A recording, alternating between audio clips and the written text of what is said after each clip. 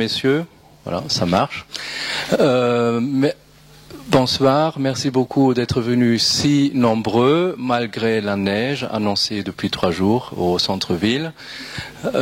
Mais je sais que vous êtes très courageux, parce que pour les Marseillais, en général, c'est très difficile. S'il pleut, quand il neige, quand il fait trop chaud aussi, tout le monde est à la plage. Donc, en fait, c'est très difficile de regrouper les Marseillais. Donc, là, pour ça, je suis d'autant plus content et heureux que vous êtes venus si nombreux.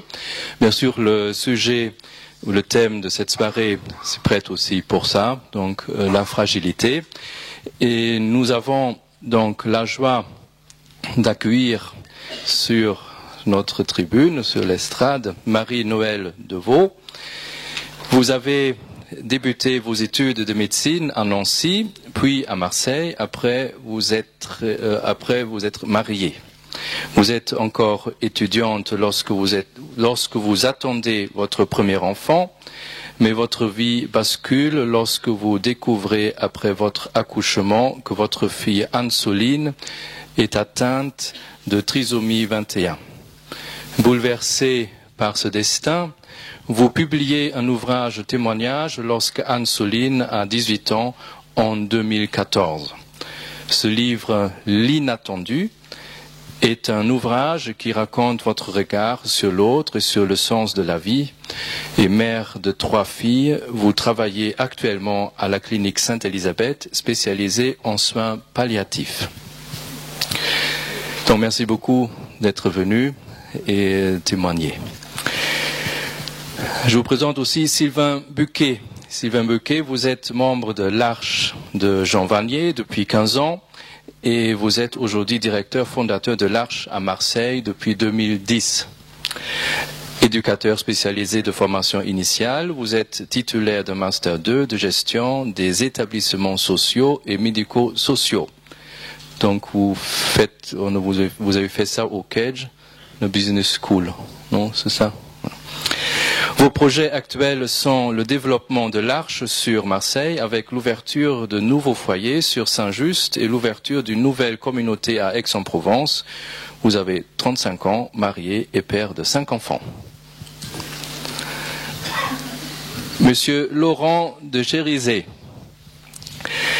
Vous êtes actuellement directeur général de la Fédération Simon de Sirène qui se consacre à la création de lieux de vie innovants où cohabitent des adultes handicapés et valides. L'association est parrainée par Philippe Pozzo du Borgo, dont la vie inspira le film Les Intouchables, que vous avez tous vu certainement au cinéma. Après des études de commerce, vous avez créé plusieurs entreprises dans le domaine du marketing et de la communication. En 1983, suite à un accident de voiture qui laisse votre sœur Cécile lourdement handicapée, vous vous engagez dans le secteur social. Vous contribuez en 2001 à la création d'un groupe d'entraide mutuelle pour handicapés par traumatisme crânien qui s'appelle Loisirs et Progrès. En 2003, vous cofondez avec le réseau Reporters d'Espoir, dont le but est de promouvoir l'information de solutions innovantes pour la dignité humaine. Dans ce cadre, vous entreprenez en 2005 un voyage reportage de 14 mois avec votre femme et vos 5 enfants autour du monde à la rencontre des bâtisseurs d'espoir qui vous a permis de produire 7 heures de film pour France 5 et d'écrire un ouvrage best-seller parmi d'autres ouvrages que vous avez publiés et qui s'intitule Passeurs d'espoir. Donc tous vos livres et aussi les livres qui nous ont été proposés et recommandés, vous trouvez une liste à la sortie. Et last but not least, Étienne Lauraillère. Bien sûr, vous faites déjà vraiment partie de la famille dominicaine parce que vous venez pendant 3 ans chez nous et une fois engagé comme ça, donc vous faites, si vous le voulez ou pas, vous faites partie de la famille dominicaine. Et il y a aussi beaucoup de reporters dominicains qui étaient dans les tiers ordres, des dominicains. Donc, bienvenue parmi nous. Donc, vous connaissez déjà. Alors, vous êtes directeur de la rédaction de KTO, dans un monde déboussolé et inquiet, traversé par de fortes tensions. La rédaction de KTO veut offrir des décryptages et donner à voir l'action concrète et le témoignage prophétique des chrétiens. Vous dirigez ainsi une quinzaine de journalistes qui sillonnent la France et le monde. Vous présentez aussi vous-même chaque vendredi soir l'émission La vie des diocèses, l'occasion de pousser l'évêque concerné à rendre compte de l'actualité et de la capacité missionnaire de l'Église. Et peut-être aussi ce soir, nous aurons l'occasion d'avoir parmi nous Monseigneur Pontier. Il s'est annoncé, mais parce qu'il vient de Lyon, il ne sait pas s'il peut vraiment venir. Mais le sujet et le thème lui étaient très très chers. Il me l'a dit, et donc il fait tout pour venir, mais au moins il est déjà là de cœur. Avant KTO, Étienne Loraillère, vous avez collaboré une dizaine d'années à Radio Notre-Dame à Paris. Vous avez également été volontaire en famille au Cambodge. Vous êtes père de 4 enfants, 3 garçons et Amandine décédée 3 jours après sa naissance. C'est la 3e fois que vous venez animer une conférence au Centre Cormier, avec l'an dernier une conférence sur l'engagement des chrétiens dans la société et il y a 2 ans une conférence sur les cités. Nous vous remercions d'être à nouveau parmi nous ce soir. Merci beaucoup à vous tous d'être là. Et aussi je tiens aussi à saluer Madame Giner qui représente la ville. Aussi, le Centre Cormier est très honoré de vous savoir parmi nous.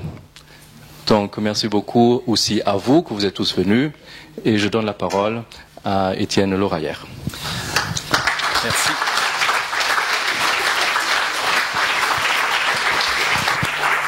Merci beaucoup, frère, pour votre accueil ici. Et c'est vrai je suis personnellement très heureux de pouvoir venir vous retrouver et puis de retrouver aussi les 3 invités de ce soir. On va essayer de mettre à profit ce temps qui nous est donné pour échanger et puis peut-être revenir sur cette question. Sommes-nous donc tous fragiles? Il se trouve dans la présentation, frère, que vous avez évoqué un bout de ma vie familiale. Alors, comme vous avez fait la présentation des invités ce soir, que j'ai plus trop de boulot à faire pour lancer la soirée, peut-être je pourrais juste dire un mot. Effectivement, d'ordinaire, on parle pas trop. On parle des enfants qui sont vivants, et donc on dit, voilà, j'ai 3 enfants, et en lisant l'inattendu pour préparer la soirée de Marie-Noël, je me suis dit, c'est peut-être juste de parler d'Amandine qui est donc notre premier enfant. Et je ne sais pas si vous avez eu l'occasion de lire le livre de Marie-Noël, ou vous connaissez peut-être un peu son histoire. En tout cas, vous nous en parlerez. Il se trouve que lors de la grossesse de notre premier enfant, donc les médecins ont décelé une malformation cardiaque qui souvent est en corrélation avec la trisomie 21. Et comme on avait refusé la myosynthèse, il se trouve que pour les médecins, notre enfant était atteinte porteuse de trisomie 21. Ce qui en fait s'est révélé faux, mais ça a été aussi un grand combat pour qu'elle puisse vivre, pour qu'elle puisse naître.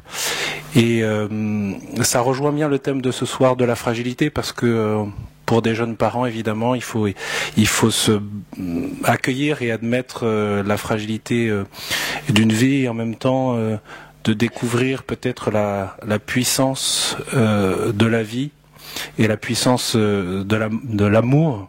Alors j'espère qu'on pourra aussi revenir sur ce thème ce soir. Et je me disais que ça pouvait faire un bon point de départ peut-être pour vous donner la parole, Marie-Noël, parce que évidemment ça rejoint votre histoire. En tout cas, vous allez pouvoir nous raconter ça, comment pour vous, les choses se sont présentées. Ah, c'est mieux comme ça. Donc quand Anne-Soline est née, moi j'avais 23 ans. J'étais étudiante en médecine. Dans ma vie, tout roulait, tout se passait exactement comme j'avais toujours voulu. Et la fragilité, non, la fragilité si. Enfin, je voulais bien parce que j'étais étudiante en médecine, donc je me disais, voilà, je vais aider les fragiles. Voilà, j'avais décidé quel était mon camp. Moi, j'étais forte. Moi, je prévoyais, je maîtrisais. Et donc, j'avais décidé d'aider les fragiles. Sauf que quand Anne-Soline est née, voilà, le fragile, il était devant moi. Alors au départ, je ne l'ai pas vu, en fait. J'avais beau être étudiante en médecine, Anne-Soline, c'était ma fille. Elle était belle, elle était magnifique, c'était la première. Et donc je la voyais avec mes yeux de mère qui voyait son enfant parfait. Donc ça a été le premier choc quand on nous annonçait 3 jours après sa naissance, le médecin est venu nous annoncer ses doutes. Donc déjà de ne pas m'être rendu compte, moi qui était un futur médecin du handicap de ma fille et des symptômes qui étaient là et qui étaient visibles finalement quand on me le disait, et puis de se rendre compte en fait la difficulté d'accepter d'avoir un enfant porteur de handicap.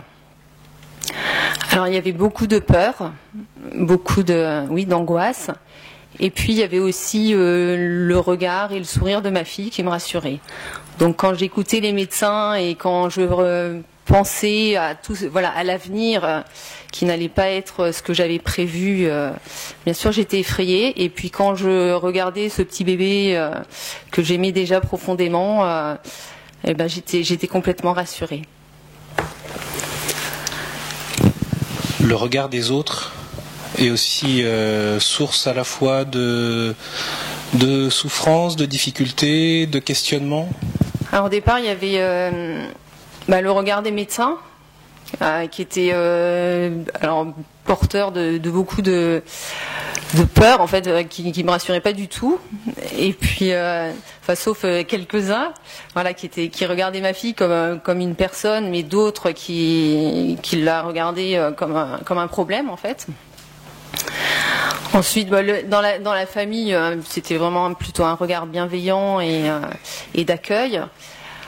Et puis après, il y a le regard des personnes. En grandissant, oui, les regards des personnes dans la rue aussi. Voilà, il faut accepter ça. Mais moi, j'avais mon regard de mère en fait, qui me protège de ça. Moi, je voyais ma fille, voilà, comme une mère, et c'est ce que je disais, et ce que j'ai toujours envie de dire aux médecins. En fait, vous voyez un syndrome, vous voyez un handicap. Alors vous oubliez qu'une mère voit son enfant comme son enfant, et elle n'a pas du tout ces yeux-là. Le rapport à la famille aussi, qui suscite parfois un malaise. C'est vrai que dans le livre, je parle d'une réflexion de ma sœur qui me parle de ma fille en fait comme étant mon problème. Et c'est vrai que alors Anne-Soline, c'est vrai, a rendu la vie compliquée par certains côtés, mais elle ne se réduit pas à un problème. Voilà. Et le regard des autres mamans aussi à l'école. L'école, c'est un endroit qui est difficile parce que en fait, notamment avec cette intégration en fait qu'on fait miroiter aux parents et dans laquelle en fait on se lance dans la rééducation, notre enfant a un problème, a son handicap, et en fait au départ on nous dit nous on est forts, nous on sait, et donc on va le rééduquer, on va tout faire pour que qu'il soit le plus normal possible. Et ça, alors au départ ça aide parce que ça nous donne un rôle en tant que parents, on a quelque chose à faire finalement et on s'accroche à ça. Sauf que finalement, si on ne voit plus son enfant que comme la personne à rééduquer, à faire rentrer dans la norme pour qu'il puisse aller à l'école et s'intégrer, c'est l'intégration, c'est un mot que j'ai en horreur. En fait, on passe complètement à côté de la richesse de son enfant. Et c'est vrai que l'école, c'est un endroit qui est difficile parce que pendant les premières années, on est pris en charge par des rééducateurs qui, voilà, et on côtoie quand notre enfant est petit que d'autres parents qui ont des enfants porteurs de handicap, donc on se rend pas compte. Et à 3 ans, quand Anne-Sophie est rentrée à l'école, c'est vrai que déjà on voit tout de suite, voilà, le fossé qu'il y a entre un enfant de 3 ans et sa fille. Donc ça, c'est la première difficulté. Et puis on se rend compte en fait que les autres parents, enfin moi je me rendais compte que les autres parents n'avaient pas du tout envie qu'Anne-Soline joue avec leur enfant ou de venir, voilà, qu'elle était pas invitée. Enfin, j'avais l'impression qu'elle était tolérée, mais voilà, il fallait pas. Voilà, c'était déjà quand même un cadeau que j'avais qu'on l'admette dans une école maternelle, donc fallait pas en demander plus, quoi. Admettre la fragilité, c'est une difficulté au fond. Ça a été une difficulté. Ça a été difficile tant que j'étais dans cette logique de c'est moi qui vais t'apporter quelque chose, c'est moi qui sais, qui suis forte, qui vais t'apprendre. Mais le jour en fait où je me suis rendu compte où on m'a dit, surtout il y a quelqu'un qui m'a dit, Anne-Sophie elle avait déjà 5 ans, qui m'a dit mais arrête de toujours lui demander d'aller dans ton camp, et si toi essaye d'aller dans son camp. Et là cette phrase, voilà, ça a déclenché quelque chose en moi où je me suis dit bah oui en fait qu'est-ce qu'elle peut m'apporter, et je me suis rendu compte quand je passais complètement à côté d'elle en voulant toujours et en attendant toujours, parce que quand on est tout dans la rééducation, on veut des résultats, hein. On se donne tellement, on fait tellement il y a tellement de rééducation que voilà, il faut que l'enfant suive, quoi.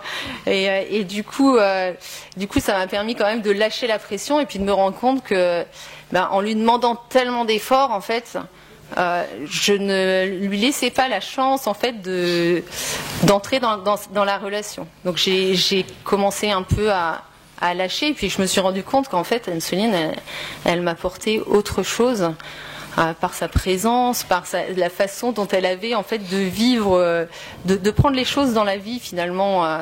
Moi j'étais toujours dans ce qu'on allait faire, dans ce que j'allais pouvoir lui proposer, je cherchais des méthodes, et en fait je m'épuisais, et j'ai un peu arrêté. Pas complètement quand même, de l'embêter, mais j'ai moins attendu et j'ai pu accepter de passer des moments avec elle, des moments gratuits, voilà. Je voudrais, Laurent, que vous nous racontiez aussi comment cette question du handicap et cette problématique autour de la fragilité a fait éruption dans votre vie à vous. Le frère en disait quelques mots tout à l'heure par le biais de cet accident qui affecte votre sœur. Oui, donc moi c'est une histoire de frère pour moi. J'avais 19 ans, donc comme ça a été dit, et on a eu à la maison ce coup de fil dont on fait sûrement tous l'expérience.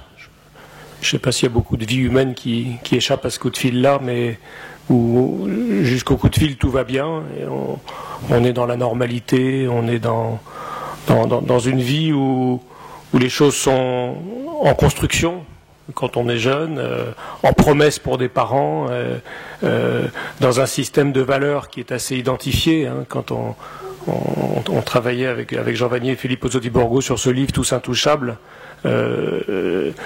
Jean nous disait mais on est dans une société de la performance où la maman est en communion avec son bébé quand il est dans le ventre et dans les bras, puis quand il faut que le bébé aille dans la société, à l'école, Jean disait en souriant, le doigt se lève pour regarder le carnet scolaire. Et là, on rentre insidieusement dans une culture de la compétition. Et ce coup de fil, en fait, fait basculer d'une culture de la capacité à une culture de l'incapacité, à une expérience de l'incapacité. Et cette expérience de l'incapacité, ça a été en 83, c'était une année particulière parce que c'est l'année où en France les SAMU ont commencé à s'implanter. Et ça a été une très grande étape dans la société en France et en Occident d'ailleurs, il n'y a pas qu'en France, parce que depuis cette année-là, chaque année on garde en vie 10 000 personnes comme ça qui ont des traumatismes crâniens graves. Parfois je provoque un peu en disant c'est les syndromes de la... avec Charlie Chaplin on parlait de la vie moderne, là on est dans les syndromes de la vie postmoderne, où on sait tellement plus qui est l'être humain, qui est l'homme, qu'on se met à courir comme des poulets sans tête. Alors on court sur les routes, on court dans les sports de l'extrême, on court dans le boulot, et donc ça fait ces accidents entre 15 et 25 ans, ces traumas crâniens, et puis à partir de 45 ans, c'est les accidents vasculaires cérébraux, le stress, la sédentarité, la malbouffe, etc. Et à ce moment-là, la vie bascule pour la personne, et puis pour l'entourage. Et alors il y a eu 4 ans d'hôpital, 8 mois de coma, donc là on se rend compte que voilà, jour après jour, on ne sait pas si ça va s'arrêter ou pas. Des paroles de l'ordre du mystère, je la partage parce que ça a été témoigné par elle. Hein. Ma mère a vécu une expérience mystique profonde, la première nuit où elle a entendu une voix intérieure lui dire « choisis la vie ». En 83, on ne parle pas de la loi Leonetti. Hein. Et elle a cette voix intérieure « choisis la vie ». Et le lendemain matin, elle va au CHU à Angers, et le médecin lui dit « Madame, je vous propose qu'on débranche, parce que ça va être insupportable ». Vous voyez, quelque chose de mystérieux comme ça sur la vie et son sens et sa fécondité dans cette absolue fragilité et cette absolue incertitude sur cette vie. Et après ces 8 mois de coma, 4 ans d'hôpital, et puis un retour à la maison avec quelqu'un dont pendant 10 ans, on va rêver que ça soit une mauvaise histoire, vous voyez, une mauvaise histoire qui va être un mauvais souvenir, mais dont la page va se tourner. Et il y a dans la vie des épreuves dont on sort et qu'on oublie, ou en tout cas dont la page se tourne, et puis il y a des réalités, et le handicap acquis en fait partie, qui sont des réalités dont on ne tourne pas la page. Hein ? Et à ce moment-là, on est dans une disposition où on passe de la révolte, et il y a de quoi. La lésion cérébrale, c'est comme un très violent coup sur le disque dur d'un ordinateur. Et alors, il y a une triple peine. Hein. Cette jeune fille, aujourd'hui à Simon-de-Sirène, on a des groupes dans une dizaine de villes en France, donc on voit ça sur pas mal de réalités de parcours humain, avec le handicap physique. Alors, pas mal de nos compagnons Simon-de-Sirène sont en fauteuil ou sont claudiquants dans la rue. Fabien, 3 fois par jour, on lui dit, mais on se demande s'il n'a pas trop bu quand il se balade. Il y a du handicap psychique. Du handicap psychique pour des raisons de lésion, puis aussi pour des raisons sociales, parce que l'avant-après est tellement violent à gérer. Et puis il y a du handicap cognitif. On se rappelle très bien de qui on était avant l'accident, mais on ne se rappelle plus de ce qu'on a fait il y a 10 minutes. Voilà. Et là, se pose une question d'une violence inouïe dans notre société postmoderne, qui est la question du pourquoi. Vous voyez, la question qui est lancinante jour après jour dans une expérience familiale. Du pourquoi on garde en vie. Pourquoi tu choisis la vie. Alors que toute la société dit que ça va être un objet de prise en charge, de souffrance, de douleur, que ça coûte très cher. Et ça met comme un phare très cru dans une expérience personnelle et collective sur cette ambivalence de notre société qui est ultra performante, mais qui ne sait pas répondre à ce socle commun de l'existence. Vous voyez, on parle du choc des civilisations, on dit qu'on est trop différents pour s'entendre. Qui est l'homme? Qui est l'homme quand il bascule comme ça dans une immense fragilité? Et c'est là où, pendant 10 ans, on est dans une... non pas dans une espérance, mais dans un espoir que la page va se tourner. Et puis au bout de 10 ans, il y a... 10 ans, c'est peut-être 8 ans ou 12 ans pour d'autres, mais je vois ça sur beaucoup de parcours. Il y a comme un temps où on n'est pas dans l'acceptation. Je ne sais pas si on peut accepter le handicap. Attention à ne pas l'idéaliser, à ne pas être angélique.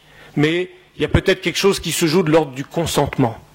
Voyez-vous, le consentement à ce que la vie nous amène de bon et à ce qu'elle nous amène comme épreuve, y compris dans ces très grandes épreuves. Et c'est à ce moment-là que se joue une deuxième étape de vie qui est, voilà, ta vie ne se résume pas à son handicap. Je me tourne vers vous, Sylvain, parce qu'on entend Marie-Noël, Laurent nous raconter ce moment de bascule, en quelque sorte, cette épreuve qui fait éruption dans leur vie, ils l'ont pas choisi. Vous, aujourd'hui, vous dirigez l'Arche, à Marseille. Vous l'avez choisi, et vous avez choisi de côtoyer des personnes fragiles, des personnes qui ont un handicap. Alors, est-ce que vous pouvez nous expliquer pourquoi, alors que peut-être d'autres, si on vous avait posé la question, vous auriez fui peut-être, si on vous avait dit, est-ce que vous choisissez? Évidemment, vous auriez fui, probablement. Oui, peut-être en préambule, vous dire juste la posture d'humilité dans laquelle je me trouve. Je viens vous raconter un bout de mon chemin avec l'Arche depuis 15 ans.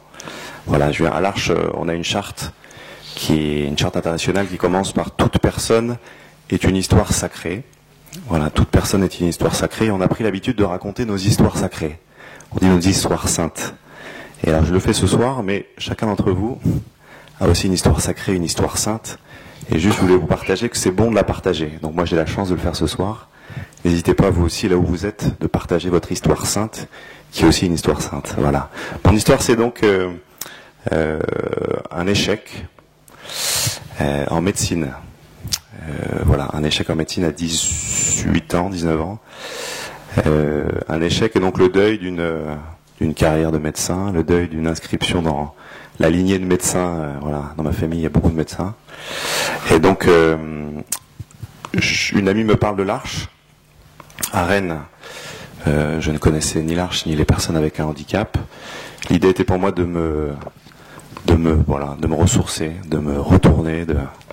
Voilà, c'est comme ça que ma rencontre s'est faite avec la fragilité par cet échec. Voilà, il a fallu ça pour que je me laisse toucher et je me laisse transformer. Voilà, aussi ma rencontre avec la fragilité passe par des expériences, une expérience concrète de relation. Voilà, c'est pas une idée abstraite.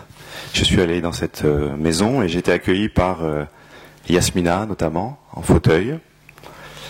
Voilà, qui m'a accueilli comme j'étais. J'étais pas Sylvain, étudiant raté de médecine, de façon rapide. Elle m'a accueilli comme Sylvain. Et elle m'a dit aussi, toi, Sylvain, t'es beau comme un camion. Et je peux vous dire, c'est bête, hein, ça. Hein. Je peux vous dire, ça m'a fait du bien d'entendre ça à ce moment-là, parce que je sentais que, voilà, elle m'accueillait, moi, Sylvain. Et donc, j'ai passé un mois dans ce foyer où en fait on vit une vie de famille assez simple, hein, avec des activités la journée, les accompagnements du soir, par petites touches un rapport quand même au corps de l'autre, voilà, pour se rencontrer, le corps brisé de l'autre dans ces foyers. Voilà, une découverte petit à petit, pas à pas, de la relation avec des personnes qui sont mis un petit peu à côté quand même de la société.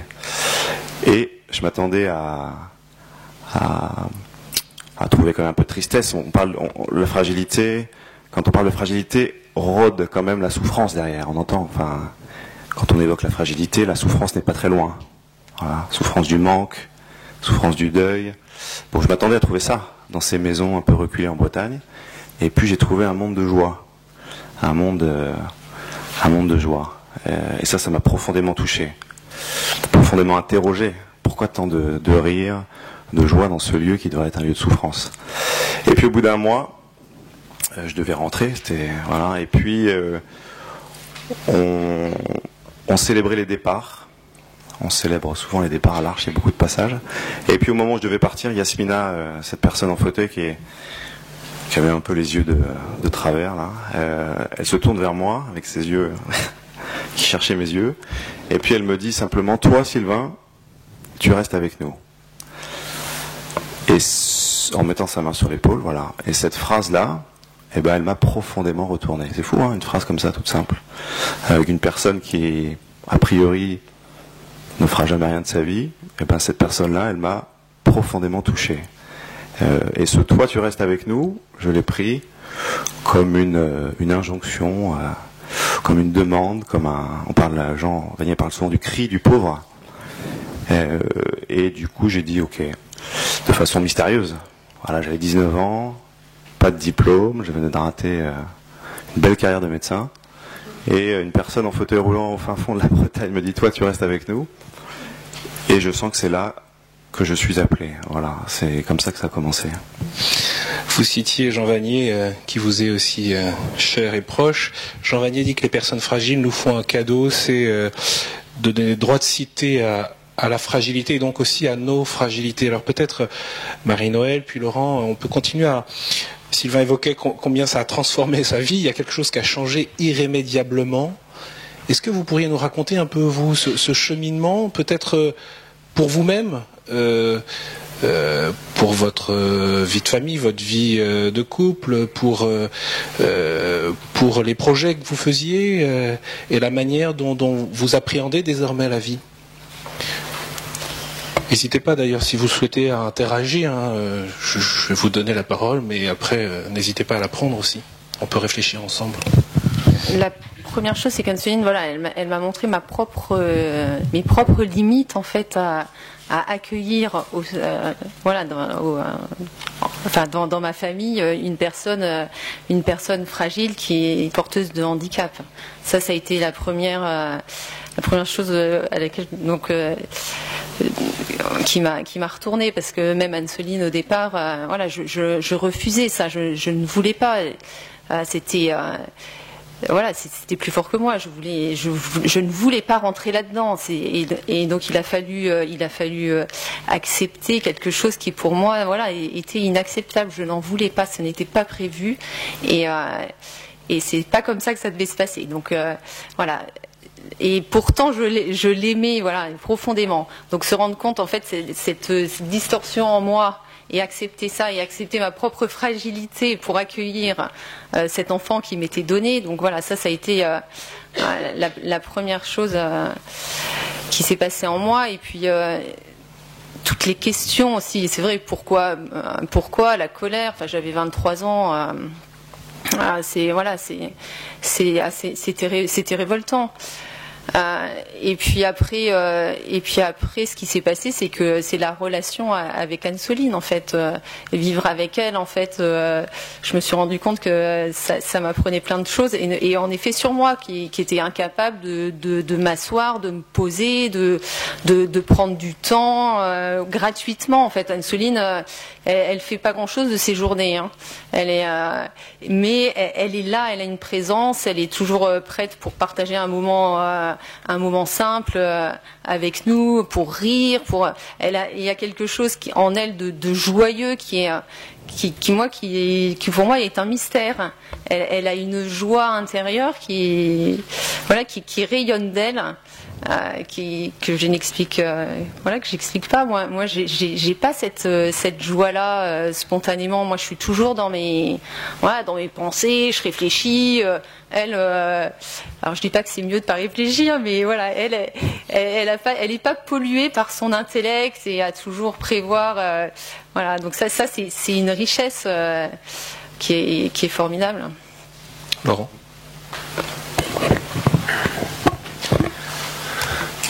Je faisais mémoire tout à l'heure de ces 10 ans de deuil, et en fait il s'est passé quelque chose de prophétique à ce moment-là.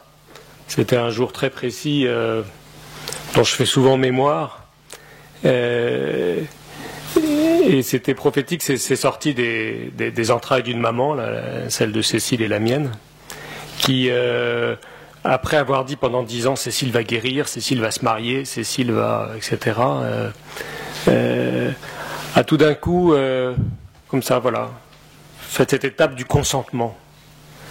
Et cette étape du consentement, ça a été de dire à Cécile, mais on va arrêter de regarder ton handicap.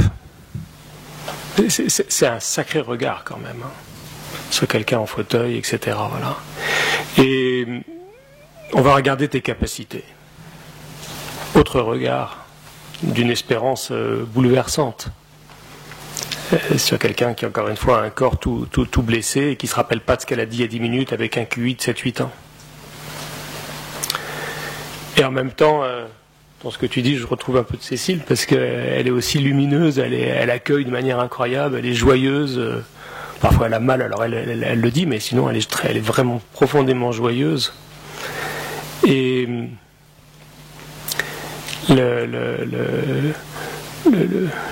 le chemin prophétique qui s'est vécu à ce moment-là, et qui a été fondateur de ce que sont devenues les communautés Simon de Cyrène, qui sont complètement nourries et de ça et de l'expérience de l'Arche, ça a été ta capacité, c'est d'inviter d'autres personnes à la maison. Alors, il y a eu quelques jours de dialogue autour de ça. Ça s'est fait pendant des vacances, donc moi j'étais là avec mes enfants, enfin, on en discutait un peu en famille. Et quand on a compris que l'intuition, c'était d'autres personnes, nous, on était très contents parce qu'on se disait ça va être toutes les copines de Cécile avant l'accident, qui entre guillemets nous doivent bien ça, hein, vous voyez. Et en fait, c'était pas du tout ça l'idée. L'intuition, c'était les autres compagnons d'infortune de Garches et d'ailleurs. Et là, on a vraiment eu peur. On a vraiment eu peur. Parce qu'on s'est dit, mais ça va envoyer un tel effet miroir que ça va plonger Cécile dans la dépression. Puis peut-être nous avec d'ailleurs.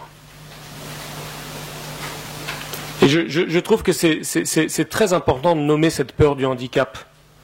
Quand il y a des soirées comme ça sur la fragilité, je me dis, il faut vraiment être vigilant. J'ai un de mes tout proches collaborateurs qui a été directeur de Communauté de l'Arche pendant 30 ans, qui est un homme d'exception dans son humanité, forgé par tout ce que tu témoignais, Sylvain. Et Bruno me dit souvent, mais comme c'est bon de parler de la fragilité, un verre à la main. Et là, le verre à la main, il était un peu différent parce que Cécile et ma petite maman ont invité 3-4 autres personnes. Alors il y a eu Franck qui s'était fait tabasser à la sortie d'une boîte de nuit, 8 mois de coma. À l'hôpital, le papa a laissé un mot sur l'oreiller en disant c'est trop dur, je pars. Et il n'y a pas à juger, c'est vrai que c'est très dur. Il y a eu Victoire, accident de cheval. Et puis le jour J est arrivé. Et on s'est dit ça va être un condensé de misère humaine cette journée-là. Et puis moi j'y étais pas d'abord. Et en fait, ça a été une après-midi de rire. Ils ont mis 2 heures à préparer une tarte, qui peut-être était brûlée d'ailleurs. Mais ça a été une après-midi de rire. Et la semaine dernière, j'étais bouleversé parce que est en train de naître à Lille le 10e groupe Simon de Sirène de France. Et c'est Stéphanie qui le fonde, qui est responsable d'un foyer médicalisé, qui était venue me voir il y a 2 ans en me disant mais il y a des personnes qui pourraient bien sortir du foyer médicalisé et aller dans ces maisons Simon de Sirène. Et alors du coup on a travaillé ensemble pour qu'elle puisse réunir un petit groupe d'amis et qu'ils fassent cette même expérience que ce qui s'est vécu autour de ma maman et de ma sœur. Parce qu'on a relu ça, on s'est dit mais la pierre angulaire elle est là. Elle est cette capacité à rire ensemble. Et Stéphanie m'a dit il y a 1 semaine, ça m'a bouleversé parce que c'est exactement la relecture d'il y a 15 ans. J'avais la trouille. Et on a ri tout l'après-midi. Et celui qui a peut-être le plus ri, m'a-t-elle dit, c'est un homme qui, dans le foyer médicalisé, est en souffrance permanente, n'arrive pas à rentrer en relation avec les autres, parce que c'est un ancien chef d'entreprise d'une entreprise internationale qui a eu un AVC. Et il s'en rappelle. Et c'est insupportable pour lui. Et elle me dit, on était bouleversés, il a ri tout l'après-midi. Et quand Jean Vanier parle du début de l'Arche, je parle d'autocontrôle, Sylvain, il dit, j'étais un grand philosophe, il donnait beaucoup de conférences internationales. J'étais m'occuper des pauvres, parce que j'étais un bon chrétien, que je voulais suivre le Christ. Mais c'était la charité qui fait mal au dos parce qu'on se baisse. Et en fait, mes 2 premiers compagnons qui ont fondé l'Arche avec Jean, ils m'ont appris à rire et on rigolait tout le temps.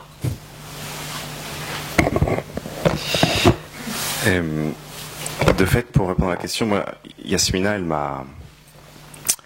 que j'évoquais tout à l'heure, Yasmina, elle m'a dit que j'étais quelqu'un d'aimable. Elle m'a dit, que j'étais capable d'aimer. Et ça, c'est quand même un sacré chemin de libération. Elle m'a dit, voilà, tu es aimable, au-delà de ce que tu fais, de ce que tu es, de ce que tu construis, voilà, tu es aimable. À l'époque, j'étais pas directeur, j'étais pas... C'est pas dire qu'il faut pas le devenir, hein, mais j'étais... Voilà, elle me dit la même chose aujourd'hui, Yasmina, comme me disent aujourd'hui mes amis qui sont là, Josette, Xavier et d'autres. Voilà, tu es aimable, tu es précieux pour moi. Voilà, au-delà de ce que tu as fait, ce que tu as produit. Ça, c'est quand même un sacré chemin de libération. Enfin, pour moi, ça l'était, de pouvoir comprendre et le vivre. On parle souvent à l'Arche d'un sacrement qui n'existe pas, le sacrement de la rencontre. Moi, je pense que j'ai eu cette chance, et je vous la souhaite, et c'est assez simple, vous verrez, de pouvoir faire cette rencontre, ces rencontres, voilà, authentiques. Alors on vit ensemble, on chemine ensemble, on s'aide un peu pour les soins, la douche, on rigole, on fait des choses, puis un jour, mystérieusement, la rencontre se produit. Et puis dans cette rencontre, il y a le cœur à cœur qui parle. Il y a, on touche le sacré, voilà, l'être profond de l'autre, de façon mystérieuse. Et c'est cette rencontre, elle est décisive parce qu'elle apporte une sacrée confiance en soi. Voilà, paradoxalement, auprès des plus fragiles, on peut puiser une source de confiance. Donc ça, c'est des expériences que j'ai pu vivre, que certains vivent à l'Arche, puis dans d'autres lieux, voilà, au contact des plus fragiles, c'est cette grâce de la rencontre authentique. On se doute que pour toi aussi, Laurent, ça a changé ta vie, ta propre vie, pas seulement celle de pouvoir tisser une relation différente avec ta sœur, mais aussi pour toi-même, ta famille, tes enfants. Certains extérieurs ou comprenant pas forcément pourraient dire c'est une victime collatérale, comme il y en a beaucoup quand il y a un problème dans une famille ou une personne, un des enfants handicapés. Qu'est-ce que tu répondrais à cela?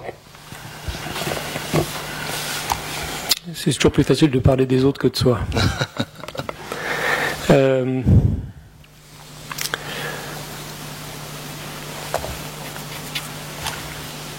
En tant que famille, on est interpellé par ce qui se vit.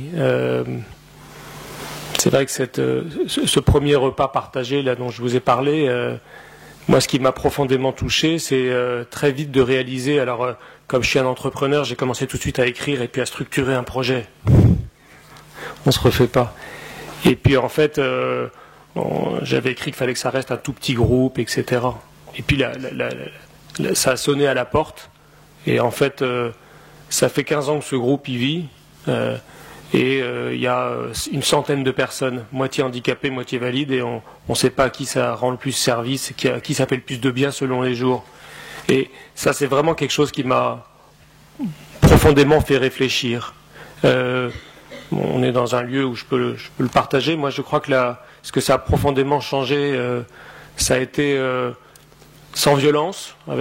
J'ai eu le sentiment d'un profond respect intérieur, mais ça m'a fait cheminer par rapport à mon propre sens de la vie. Je vous disais, mais ça nous convoque, les personnes très très grandement handicapées comme ça.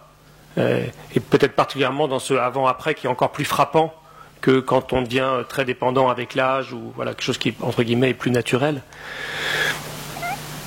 Et je me rappelle à l'époque, moi j'étais en école de commerce et c'était l'époque de Bernard Tapie. Vous vous rappelez de Bernard Tapie ? Alors moi je m'étais fait un plan de carrière où je voulais à 30 ans avoir monté une boîte, être libéré de contingences économiques, enfin bon, voilà. Et puis j'ai eu pendant des vacances, on était sur un bateau avec des amis, c'était pas les vacances les plus douloureuses qui soient. Et un soir je me suis retrouvé sur le pont du bateau à ne pas dormir tout seul. Et en fait j'ai eu un peu comme un arrêt sur image me disant mais dans le fond je suis pas heureux. Ça faisait 2 ans que je travaillais dans un grand groupe de publicité. Je suis pas heureux. J'avais bien démarré, quoi. Et en fait, j'ai eu envie de faire quelque chose que j'avais pas fait depuis longtemps. Peut-être un peu juste après l'accident de Cécile, mais qui a été de prier. J'avais pas mal perdu cette pratique-là. Et en fait, j'ai récité un Notre Père. Et ça a été comme une espèce d'onction d'amour incroyable qui m'a bouleversé le cœur. Et comme une espèce d'évidence sur cette religion de l'absolue fragilité. Et tout d'un coup, tout ce qui était pour moi une espèce de grammaire un peu compliquée qu'on nous explique au caté ou à l'école, est devenu évident. Alors ça se recomplexifie après, mais dans ces moments de grâce, les choses sont lumineuses. Et ce que j'ai trouvé lumineux, c'est ce Dieu qui se fait le tout petit, qui se fait plus fragile que le fragile, qui se met à la merci comme SDF dans son bidonville là, il vient naître dans un bidonville de l'époque. Et puis ce Dieu qui passe 90% de son temps sur Terre alors qu'il est censé sauver le monde à ne rien faire. Vie cachée pendant 90% de son temps. Donc ça m'a renvoyé, mais moi qui veux être actif et efficace, si lui met 90% de son temps à ne rien faire, qu'est-ce que ça me dit? Qu'est-ce que ça dit de la fragilité? Et puis ça m'a amené à revisiter ce moment prophétique de ce premier repas partagé entre ces personnes toutes cassées par la vie et qui ont été un lieu, une oasis pour des gens un peu seuls qui venaient sonner à la porte. Et un jour, j'étais très, très touché en lisant le mystère, le miracle de Cana, vous savez. Je me suis dit, mais c'est incroyable, en fait, c'est ça qui s'est rejoué ce jour-là. Il y a un homme qui est encore dans sa vie cachée, et puis il y a une maman prophétique qui convoque pour qu'au cours du repas, il se passe quelque chose. Et c'est l'instauration de la communion, hein. Et je lui ai dit, mais voilà, ce qui s'est passé ce jour-là avec une maman, ça a été l'instauration de la communion entre des êtres les plus fragiles. Et qu'est-ce que ça dit, ce côtoiement avec ces personnes fragiles? Ça dit que nous sommes appelés à être en communion les uns avec les autres. Voilà, après je crois que c'est un défi de chaque jour, mais je crois qu'on est appelés à être des êtres de communion. Du coup, en vous écoutant, évidemment, on est tous attentifs à vos parcours de vie, parce qu'on sent bien qu'il y a que c'est très profond et que ça nous interroge tous, ça nous interpelle tous, peut-être ça nous rejoint. Mais vient la question, et aussi en vous écoutant, parce qu'il y a ce cheminement, de se dire, mais est-ce qu'on prépare suffisamment, est-ce que les enfants, à pouvoir accueillir et vivre cette fragilité, à pouvoir goûter pleinement, tu parlais tout à l'heure de cette vie épanouie, Sylvain. Est-ce que ça vous interroge sur la manière dont on fait découvrir aussi aux enfants cette capacité à vivre? Vous avez l'air heureux, même si peut-être vous ne correspondez pas au modèle de réussite dont vous rêviez quand vous étiez plus jeune, ou en tout cas avant. Peut-être on peut parler de la place du handicap dans notre société. Ça m'évoque votre question m'évoque ça. Je regardais en travaillant un peu ce que j'allais vous dire, les chiffres de l'INSEE sur le handicap en France. Et en fait, en regardant les derniers chiffres, il y a une étude en 2007 qui dit qu'il y a à peu près 10 millions de personnes handicapées en France. Et 10 millions. Vous regarderez sur Google ce soir. Et les derniers chiffres de 2014, 12 millions. Alors évidemment, si vous regardez le détail de une personne sur 4 déclarée handicapée par l'INSEE en 2014. Avec évidemment des catégories. Ça va de la personne qui a du mal à se couper les ongles à la personne profondément handicapée. Des catégories, voilà. En lisant ça, qu'est-ce qu'on peut dire de cette étude? C'est qu'évidemment notre société postmoderne, elle crée de plus en plus d'exclusion. Voilà, notre société crée de plus en plus d'exclusion. Entre 2007 et 2014, on évoque 12 millions de personnes handicapées sur des critères qu'on pose, qui sont des critères d'une norme qu'on n'atteint pas. Voilà, on peut parler peut-être d'une tyrannie de la normalité qui fixe des bons et puis des moins bons. Et peut-être dans les bons, dans les critères qui sont évoqués, c'est vraiment cette question d'autosuffisance. Voilà, je vis seul et je vis bien, je suis autosuffisant, j'échappe peut-être à la catégorie handicapé de l'INSEE. Ça dit quelque chose de fort dans notre société quand même. Nos enfants qui grandissent, qu'on éduque, ils vivent dans ce climat quand même d'une norme qui s'impose et qui crée de plus en plus d'exclusion. Ça c'est voilà quelque chose qui est quand même assez fort. C'est-à-dire que pour pouvoir éduquer nos enfants dans un autre contexte, il y a quand même il faut changer de paradigme. Enfin, il faut changer son regard et évoquer la fragilité, la différence comme une chance.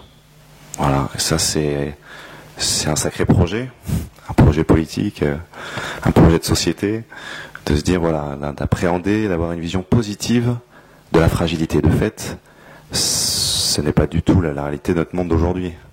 Voilà. Et donc il y a quand même un enjeu pour éduquer nos enfants, de changer de paradigme et certains lieux, voilà, Simon de Sirène, l'Arche et d'autres, construisent leur mode de relation sur ce nouveau paradigme de dire que la fragilité peut être positive. Marie-Noël. Alors, en Amérique latine, il y a un pays, je ne sais plus lequel, où l'arrivée d'un enfant porteur de trisomie 21 ou handicapé est considérée comme un cadeau. C'est un cadeau que l'enfant fait à la famille de l'avoir choisi. Donc c'est vrai que je rêve que ça soit le cas en France, parce qu'actuellement avec le dépistage, notamment de la trisomie 21, les familles en fait ont une pression en fait et n'ont pas. Enfin, il n'y a pas vraiment de choix puisque 96% des enfants diagnostiqués porteurs de trisomie 21 en fait ça se termine par un IVG dans 96% des cas. Donc c'est vrai que si le regard était différent et si l'accueil de ces enfants-là était réellement fait dans notre société, je pense que les familles les accueilleraient de façon beaucoup plus facile. Vous racontez d'ailleurs, quand vous étiez encore étudiant, je crois, ou comment le prof enseignait la manière d'accompagner la détection de la trisomie 21. En fait, j'ai fait une formation complémentaire en gynécologie en 2008, et c'est vrai que le professeur qui nous parlait de trisomie 21 disait clairement que pour des raisons économiques, en fait, la France avait fait le choix du dépistage et que élever des enfants, des personnes porteuses de trisomie 21 était trop cher et qu'on avait fait le choix économique de ne plus supporter cela. Et c'est vrai que c'est un choix, il faut, clairement, il faut être, il faut voir les choses telles qu'elles sont, quoi. Et cette fois-là, vous vous êtes battu. Non, cette fois-là, j'ai dit parce qu'il y avait d'autres confrères médecins et je me suis dit il faut quand même qu'ils entendent la parole d'une mère qui leur dise qu'un enfant, et qu'une personne atteinte de trisomie 21 peut être heureux et peut apporter quelque chose à la société, même si d'un point de vue économique elle ne rapporte rien. Voilà, ce que je voulais leur dire, c'est qu'en fait elle pouvait apporter autre chose. Mais je ne sais pas si la majorité des médecins est convaincue de ça, malheureusement. C'est vrai que si les médecins, peut-être eux aussi, avaient un autre regard et ne mettaient pas eux non plus une pression aux parents en leur disant qu'ils ne pourront pas, qu'ils ne réussiront pas, que leur vie va les empêcher en fait de beaucoup de choses. Ce qui est faux, parce que on s'adapte, et puis avec d'autres enfants aussi, il y a des choses qu'on peut pas faire parce que il y a des choses qu'ils vont pas aimer donc Anne-Soline ne m'a empêché de rien, quoi. On parle là de notre difficulté, de notre culture à vivre cet accueil. Je parlais tout à l'heure aussi de cette éducation qu'on fait aux enfants. Et, Laurent, est-ce que, au fond, qu'est-ce qui pourrait faire évoluer des choses et pourquoi il y a autant de résistance ? Parce qu'en fait, c'est quand même un peu tragique. Pour moi, ça évoque plein de choses, mais l'autre jour, on a un grand mécène qui est un grand groupe de prévoyance sur la dépendance, qui assure un quart des Français. Et tu parlais de 12 millions, Sylvain, mais on peut aller encore plus loin, parce que on sait avec nos enfants que les 25 premières années de nos vies sont éminemment fragiles. On sait qu'à partir de 50 ans, ça va tourner mal. Donc vous voyez, il y a déjà, sur 80 ans, il y a déjà 50 ans de fragilité. J'ai 51 ans, donc c'est trop tard pour moi, c'est bon. Donc vous voyez, et puis à Simon de Sirène, on voit beaucoup de personnes qui arrivent avec des AVC après 45-50 ans. Donc c'est ça dont je parle. Heureusement qu'il y a beaucoup de gens qui sont en bonne santé loin, mais il y a aussi beaucoup de gens pour qui ça tourne mal à 45-50 ans. C'est à eux que je fais référence prioritairement. Donc on sait qu'il y a deux espaces de fragilité de 2 fois 25 ans, aux deux extrémités. Et les 30 ans du milieu, il y a une histoire affective sur deux qui finit mal. Il y a effectivement 10 millions de handicaps, il y a 7 millions de chômage. Enfin, moi je pense que le vrai sujet éducatif, c'est comment nous réconcilier avec la fragilité. Voyez-vous ? Et qu'est-ce qui joue derrière cet enjeu de la fragilité ? je pense que ce qui se joue derrière l'enjeu de la fragilité, c'est la promesse de l'altérité. Et là, on revient à toute l'anthropologie chrétienne. On revient à l'anthropologie chrétienne parce que dès le tout début, dans la Genèse, Dieu nous crée hommes et femmes. Il nous crée capables d'altérité. Voyez, l'altérité, c'est la capacité de conjuguer nos différences. Et en fait, moi, je pense que la déflagration du péché originel, elle est non pas dans un quelconque péché je suis plus fort que toi ou autre. Je pense que c'est absolument l'inverse qui se joue. Je pense que profondément, on est des êtres blessés et que profondément, on ne se sent pas aimable. Et quand ta copine te dit « t'es beau comme un camion », elle te dit que t'es aimable. Voyez ? Et profondément, ce qui se joue, c'est le repli sur soi, l'égocentrisme de « je ne suis pas aimable, je ne suis pas capable d'aimer l'autre ». Et à ce moment-là, on crée ce repli qui est comme la déflagration du péché originel. La symbolique d'Adam et Ève qui sont nus, c'est exactement ça. Et quand ils goûtent le fruit défendu pour prendre la place de Dieu, leurs yeux s'ouvrent sur quoi ? Sur le fait qu'ils ne sont pas Dieu et qu'ils sont incapables, du coup, tout seuls et sans Dieu, d'oser cette confiance de l'altérité. Et du coup, ils cachent leur nudité, c'est-à-dire qu'ils cachent leur différence. Donc je pense que la grande promesse éducative, c'est de goûter à notre capacité à être co-créateur. Et le lieu de l'apprentissage de la co-création, c'est le lieu de la conjugaison de nos fragilités. Si on conjugue nos forces, on divise. Si on conjugue nos fragilités, on unifie et on découvre la loi de l'altérité. Et je crois vraiment que c'est cette immense contribution dont tu parlais de la personne fragile, c'est que la personne fragile dans la société, d'abord elle nous dit « t'inquiète pas, tes fragilités, tu y as le droit, moi les miennes je les cache pas, je ne peux plus les cacher, donc elle vient me restaurer dans ma dignité humaine. Je crois que la personne fragile, elle me dit « ta fragilité, essaye pas de mettre un masque de Superman ». Elle vient me restaurer dans l'acceptation de ma propre fragilité. Et je crois que la personne fragile, elle a une fécondité qui a une valeur économique majeure, puisque cette personne fragile, qui m'invite à oser cette altérité, elle vient refonder le pacte de la confiance. Et le pacte de la confiance, c'est le premier cours d'économie, on vous explique que la confiance, c'est le ferment de l'économie et de la croissance.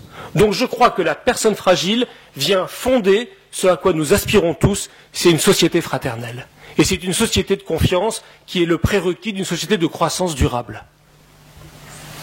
Sylvain.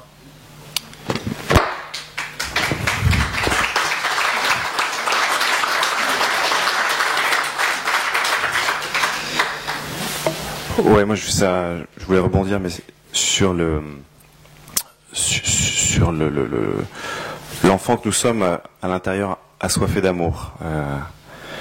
Je suis papa là depuis peu là de Judith qui est dans l'assemblée qui a 1 mois, et Judith elle nous fait vivre, elle vit dans notre totale dépendance. C'est-à-dire que Judith aujourd'hui a 1 mois sans sa maman, sans moi, bon un peu moins, mais en tout cas elle pourrait pas vivre, elle mourrait. C'est-à-dire que sa vie dépend de notre capacité à décoder, à comprendre ce qu'elle veut nous dire, à anticiper ses besoins. Sacrée responsabilité. Totale dépendance. On commence tous comme ça, dans cette totale dépendance à l'autre, et à sa capacité à s'adapter, à s'ajuster. Voilà. Et puis, comme nous disait Laurent tout à l'heure, très vite on rentre dans une logique de compétition. Enfin, pour ceux qui sont parents, hein, moi le premier, on parle des bulletins scolaires, on parle de la carrière, voilà, très vite on rentre dans cette tyrannie de la normalité que j'expliquais, ou cette course à la performance. Mais je pense qu'on reste toujours ce petit enfant assoiffé d'amour. Voilà, ce petit enfant assoiffé d'amour qui dit voilà, j'ai besoin de toi.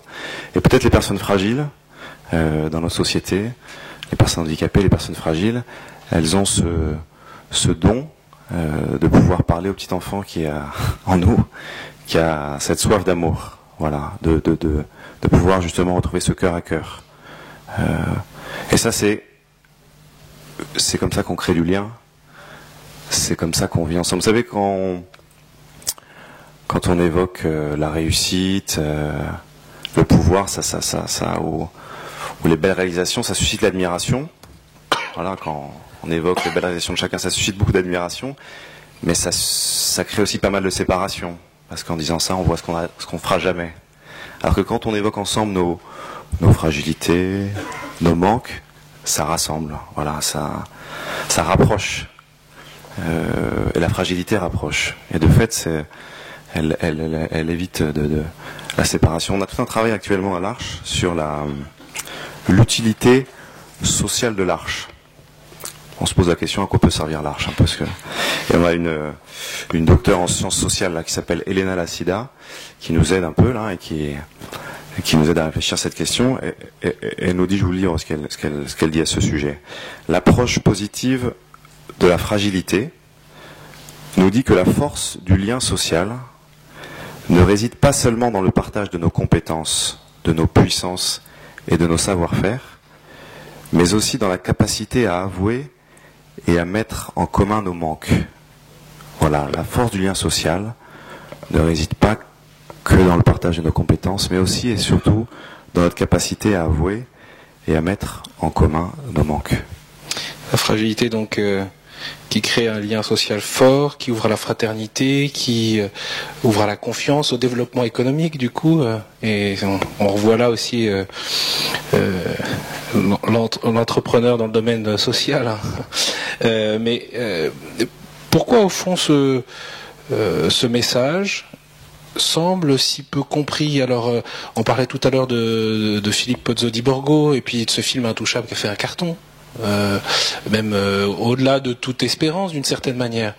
Et en même temps, bon, évidemment, c'est pas un film qui va infléchir ni une culture, ni peut-être le cours et la vie d'une société, mais quand même, on espérerait, on attendrait que ça bouge davantage. Et pourtant, on nous parle de loi de fin de vie. Voilà, on a l'impression que ça continue à se déliter plutôt.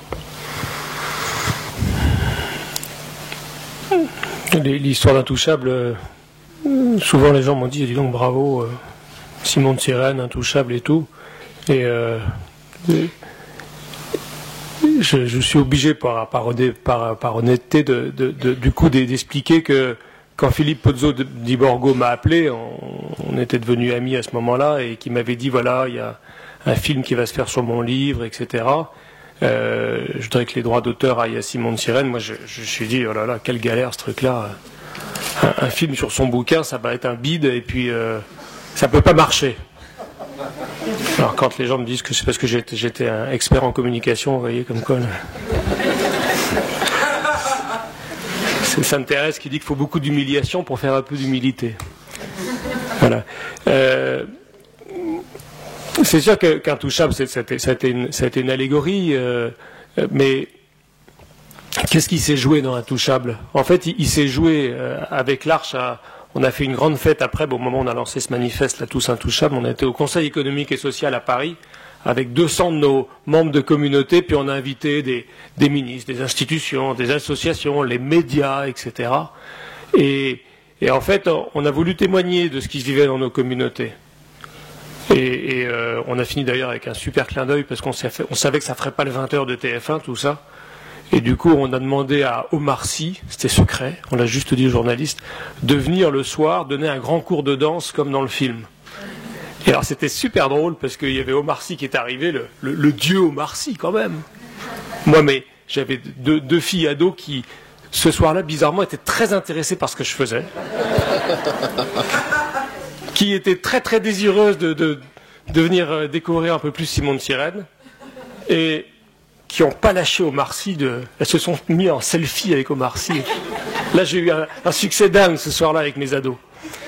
Mais ça a été super touchant, parce que on avait donc un peu scénarisé le truc avec Omar Sy en disant, voilà, tu vas arriver sur scène et puis tu vas donner un cours de danse aux 600 personnes qui seront là. Et il arrive sur scène, dans ce grand palais d'Iéna, là, 600 personnes, dont 200 personnes dont la fragilité est bien visible. Et là, j'ai vu faire un espèce d'arrêt sur image comme ça. Et j'ai vu qu'il a eu peur. Je me suis dit, tiens, ça démarre bien cette affaire-là. Ça me rappelle quelque chose. Et il était comme pétrifié, quoi. Il n'était plus du tout en train de jouer un rôle, vous voyez. Là, il est dans la vraie vie, quoi. Et je me suis dit, mais il ne va pas réussir à donner son cours de danse. Et à ce moment-là, il y a une petite sœur de l'Arche, là, haute comme 3 pommes, avec un sourire, vous savez, comme... il n'y a qu'à l'Arche qu'on trouve ça. Peut-être un peu à Simon de Sirène aussi. Elle est montée sur scène. Vous savez, souvent le handicap, ça désinhibe, et c'est pas mal. Notre société est très inhibée. Elle monte sur scène et elle fait un gros câlin à Omar Sy. Et là, ça a été 3 quarts d'heure de farandole. C'était extraordinaire. Et alors ça, c'est un peu symbolique, mais on expérimente ça dans nos communautés. L'autre jour, on a eu les administrateurs de ce groupe de prévention qui sont venus faire un conseil d'administration chez nous, dans une de nos communautés, notre première communauté à Vanves, là. On a des belles salles, un jardin, enfin le truc est superbe.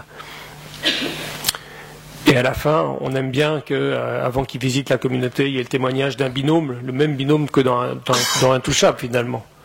Et un des administrateurs dit, mais moi je comprends pas votre truc. Il provoquait un peu, il dit, il se tourne vers un jeune qui était là comme volontaire pendant 1 an. Hein. Nous on a repris de l'Arche cette audace d'inviter des jeunes à venir vivre là, à venir découvrir qu'ils sont aimables et ils sont capables d'aimer, faire la même expérience que Sylvain, une expérience qui structure et qui appelle et qui met les jeunes debout. Hein. Moi j'appelle ça souvent le diplôme du cœur, enfin, ce qu'on a du mal à apprendre, c'est cette réconciliation de cette incapacité d'aimer, quoi. Et l'administrateur lui dit, mais et vous, pourquoi vous êtes là? Et Geoffrey, 20 ans, encore un peu une gueule d'ado, avec son catogan et tout, et il dit, ah ben moi, ça faisait 4 ans que je me cherchais, ici je me suis trouvé. Là on parle actuellement du volontariat comme projet citoyen, c'est prodigieux. Puis après ça, il se tourne vers Yves Cédric dans son fauteuil. Et Yves Cédric, il n'est pas très facile à comprendre. Et on l'entend dire à la même question, ici, je suis un vivant. Et moi j'ai eu les larmes aux yeux parce que ça fait tellement écho à cette question lancinante à laquelle on ne répond jamais complètement du pourquoi on garde en vie. Et je me suis dit, mais combien de fois le soir, en rentrant chez moi, je peux en me couchant me dire j'étais un vivant aujourd'hui. Et que le plus fragile, le plus bavant, le plus blessé puisse témoigner je suis un vivant, quelle extraordinaire espérance pour notre société, non? Comment faire entendre cette voix qui est forcément fragile du fait de la condition des personnes? Je parlais tout à l'heure de Filippo Zodi Borgo. Est-ce qu'il est autant... Alors on a beaucoup aimé, on a été touché par sa vie à travers ce film, mais est-ce qu'on entend par exemple aujourd'hui son appel à soigner mais pas tuer concrètement? Il a écrit un édito bouleversant, Philippe, l'autre jour. Il a témoigné, ça a été repris dans plusieurs journaux, non pas avec une parole idéologique, mais avec une parole de témoignage, en disant, pendant 43 ans, j'ai été VIP. Je suis né dans une famille riche, j'ai été bien formé dans les bonnes écoles, j'ai été patron de grands groupes de luxe, jet set, j'étais au-dessus du monde. Et pendant ces 43 ans, si on m'avait demandé de signer un papier pour demander qu'on m'euthanasie si un jour je me retrouvais dans un fauteuil avec juste la tête qui bouge et dépendant 24 heures sur 24 de l'autre, j'aurais signé des 2 mains. Aujourd'hui, je continue de le citer, ça fait 20 ans que je suis tétraplégique, totalement dépendant de l'autre. Philippe n'a, comme dans le film, hein, c'est pas inventé, il a que la tête qui bouge. Je me dis, c'est hallucinant, pour se gratter le nez, il peut pas. Enfin, c'est très très concret, hein, le handicap, c'est vraiment le corps avant tout. Et donc il est totalement dépendant. Et il continue dans son éditorial en disant « Je ne souhaite pas revenir dans ma vie d'avant si je n'y reviens pas avec cette découverte fondamentale depuis que je suis handicapé, qu'avant je me regardais moi-même et j'étais malheureux, aujourd'hui j'ai appris à regarder les autres et je suis heureux, aujourd'hui jamais je ne signerai ce papier pour demander ma mort. » Sylvain, on dit souvent aussi que l'Arche, l'expérience de l'Arche, comme celle de Simon de Cyrène ou celle qu'a vécue Marie-Noël, on dit souvent de l'Arche qu'elle est prophétique. Mais est-ce que du coup de l'intérieur, on attend aussi que ça fasse bouger autour de vous? Oui, par rapport à cette question, je pense qu'il faut rester humble. C'est-à-dire que l'Arche, elle peut être un signe. De fait, cette capacité à vivre ensemble, à vivre la fragilité comme positive, de créer des relations avec des personnes qui sont a priori exclues de la société, voilà, ça peut être un signe. Après, je pense que c'est de la responsabilité de chacun. C'est pour ça que vous êtes là ce soir, de se dire, voilà, comment à ma mesure, je peux me mettre à l'école du fragile. Et le fragile, il est partout, hein. C'est son fils ou sa fille qui va mal, c'est la personne dans son travail qui vit une dépression sévère depuis 6 mois et qui met en bazar le fonctionnement. Le fragile, il est, voilà, comment l'expliquer, il est autour de nous, quoi. Et peut-être que au lieu d'attendre un grand bouleversement politique, il y a eu des choses quand même, on peut le dire, au niveau politique, avec des années, l'année 2005, l'année du handicap, voilà, avec même le président actuel là, qui va à un congrès de l'UNIOPS, qui est le lieu de la rencontre des associations, qui vient signifier quand même par sa présence l'importance qu'il accorde à voilà, il y a des choses qui se passent, faut pas dire qu'il se passe rien. Mais je pense que c'est surtout notre responsabilité. Moi, je pense que voilà, c'est à chacun d'entre nous, dans son quotidien, de se dire voilà, comment, à ma mesure, humblement, c'est peut-être là où l'Arche peut dire quelque chose de cette humilité, de faire de petites choses ensemble qui font bouger petit à petit les choses. Voilà. Mais je pense que c'est aussi de notre propre responsabilité. Alors peut-être vous avez aussi envie, vous, de poser des questions à ceux qui sont autour de cette table, mais une dernière question, en tout cas venant de ma part, c'est vous avez, j'ai cru comprendre que vous étiez chrétiens tous les trois, que ça anime votre manière de vivre, en tout cas ça vous a nourri, ça vous fait réfléchir, ça vous fait vivre. Quel est le rôle peut-être spécifique des chrétiens, et puis est-ce que ça concerne que les chrétiens, cette attention, cette sensibilité, cet accueil de la fragilité? Marie-Noël? Alors, moi je suis chrétienne, je l'étais avant qu'Anne-Soline arrive dans ma vie et je le suis toujours, mais de la voir vivre, ça nourrit ma foi en fait, et de voir la façon dont elle va communier, la façon dont elle a suivi, elle a eu envie d'être confirmée aussi. Ça m'a profondément interrogée sur ma propre foi, ma propre relation à Dieu, et de la regarder vivre sa foi et la façon dont elle accueille voilà ce qu'on peut lui proposer, ce qui est sur son chemin de foi. Ça me fait grandir moi aussi dans ma relation à Dieu. Sylvain? Moi, je voulais partager l'expérience de la fragilité, elle est universelle. L'expérience de la souffrance, comme on l'expliquait aussi, elle est universelle. Elle n'appartient, j'allais dire, à aucune religion. Après, c'est vrai que on évoque quand même ce qu'on partage ce soir, c'est que on se rend compte que de la souffrance et de la mort jaillit la vie. Voilà. Et ça, on est profondément au cœur du mystère pascal, de cette aberration, de cette infamie de la croix, on peut dire, de laquelle jaillit la vie éternelle. Voilà, ça, on est au cœur du mystère pascal. Mais de fait, je pense quand même, et c'est aussi ce qui nous permet de créer ce lien social dont on parlait, c'est que cette fragilité, elle est universelle. Et donc elle n'est pas l'apanage d'un groupe, ne serait-ce pas d'une communauté comme l'Arche ou d'autres. Elle est là, et donc c'est en ça que je pense qu'elle peut permettre aussi aux hommes de se retrouver, aux hommes de se rencontrer et aux hommes de se parler. Laurent? Moi, je trouve que aujourd'hui, si je peux dire que je suis chrétien, c'est aussi parce que à la messe, on parle de mystère et qu'on parle du scandale de la croix. Et j'ai personnellement beaucoup de mal à juste expliquer philosophiquement la souffrance par le prix de la liberté. Je pense qu'il y a un mystère douloureux.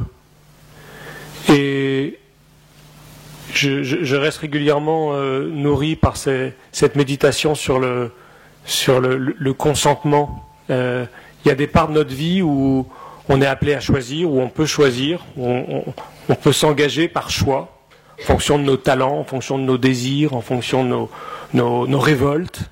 C'est notre dignité humaine.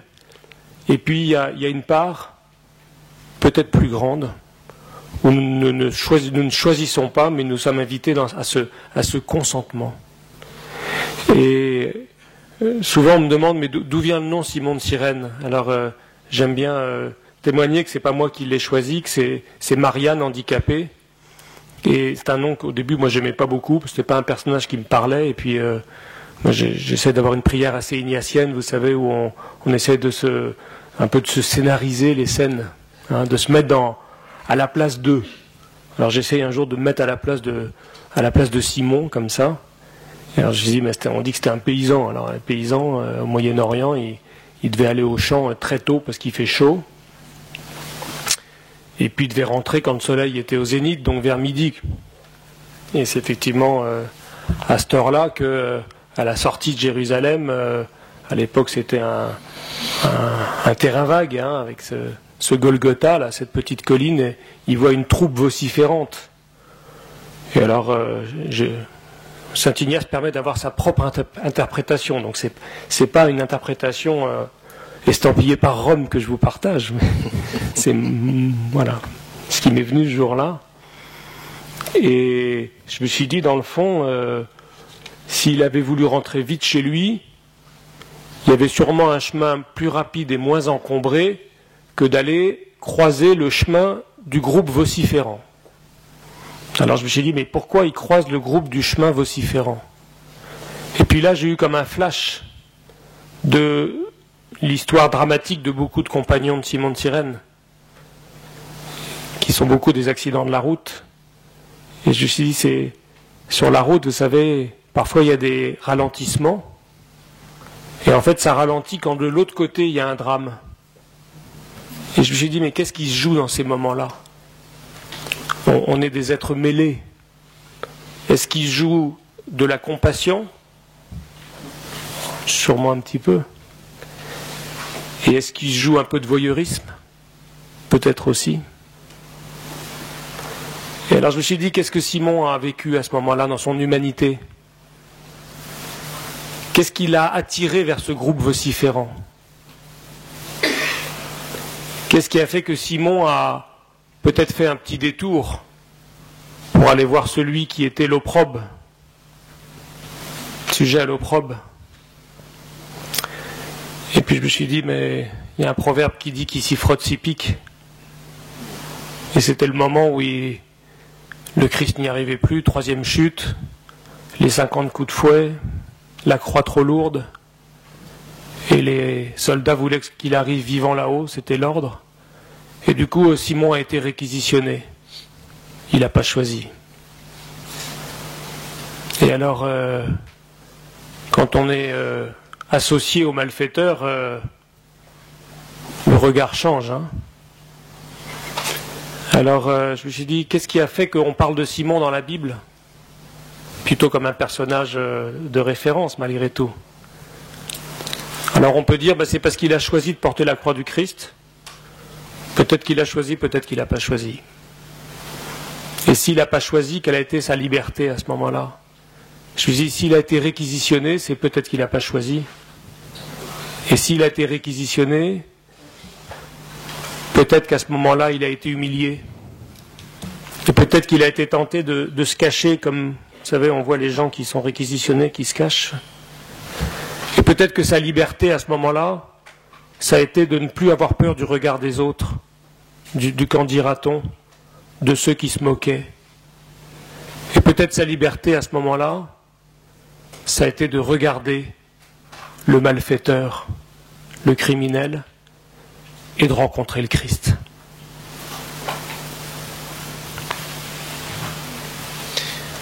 Vous pensez qu'il y a une clé dans ce rapport à la fragilité pour l'annonce de l'Évangile aujourd'hui, dans la culture, dans notre monde tel qu'on le voit autour de nous? On en parlait tout à l'heure.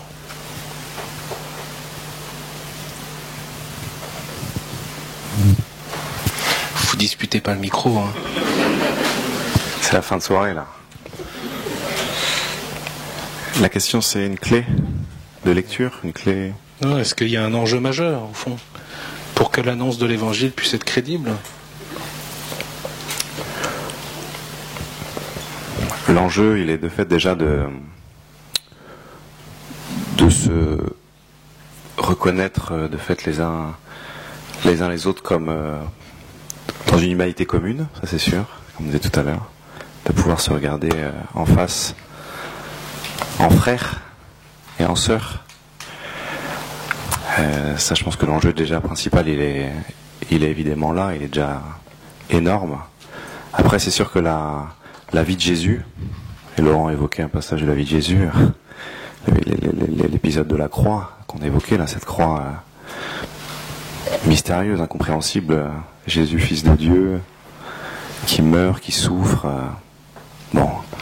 Et dans la vie de Jésus est truffée de ces moments où il prend soin du pauvre, de ces moments où il s'abaisse, de ces moments où il se fait laver les pieds. Voilà, la vie de Jésus, elle est accueil de la fragilité de l'autre, qui lui dit tu es précieux, tu es beau, et qui redonne vie. Donc c'est sûr que la lecture de l'Évangile et la découverte de la vie de Jésus nous inspire et nous entraîne dans cette attention aux plus fragiles et dans ce chemin de liberté et de croissance. Donc je ne sais pas si je réponds vraiment à la question, mais je pense qu'en se plongeant dans la vie de Jésus, on a une clé de lecture de fait sur comment appréhender cette question de la fragilité et comment se débrouiller avec nos frères et sœurs au quotidien avec qui l'on vit pour approcher leur fragilité. Alors on n'est pas obligé de laver les pieds de son collègue de bureau, mais je pense que dans la vie de Jésus, il faudrait essayer. Moi, cette tradition, alors, belle tradition de se laver les pieds régulièrement et c'est un chouette moment. Alors c'est difficile de le faire au bureau, on a cette chance de pouvoir le vivre, mais ce sont des moments précieux ça aussi, pour dire à l'autre, simplement en touchant son corps, ses pieds, tu es précieux. Alors, voilà, donc il y a en tout cas quelque chose, je pense, pour chacun d'entre nous, d'important quand on est chrétien, de se plonger profondément dans la vie de Jésus, dans son histoire concrète, dans les rencontres qu'il fait, dans les liens qu'il tisse, voilà, comme une école, pour nous apprendre aussi à rentrer en relation avec les gens que nous côtoyons tous et chacun autour de nous. Voilà. Je voulais juste en profiter tant que j'ai la parole, parce que je l'ai pas fait, je voulais le faire au début, pour vous présenter quand même mes frères et sœurs de l'Arche qui sont là présents ce soir. Il y a Josette qui est là ce soir avec nous. Tu veux te lever, Josette? Peut-être qu'on te voit. Il y a Xavier à côté, il y a Cédric, il y a Christophe, il y a Paul-André. Voilà, il y a aussi Candela qui est là-bas, il y a Charlotte, ma femme, voilà. On est venus en nombre ce soir. Alors comme vous êtes nombreux ce soir, vous voulez peut-être prolonger cet échange qu'on a eu et qu'on a là en ce moment. C'est moi qui dois donner mon micro peut-être. Alors on sait que voilà. Allez-y. C'est une question qui s'adresse plus particulièrement à Madame Deveau, parce que puisque vous êtes médecin en centre de soins palliatifs, j'aurais bien aimé que vous puissiez nous évoquer la fragilité dans ce cadre-là aussi, s'il vous plaît.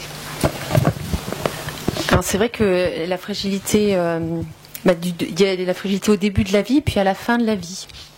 Et la vie est fragile et la vie est forte aussi en même temps. En fait, en accompagnant des personnes en fin de vie, et puis à la clinique Sainte-Élisabeth, on a aussi des patients qui sont en état végétatif.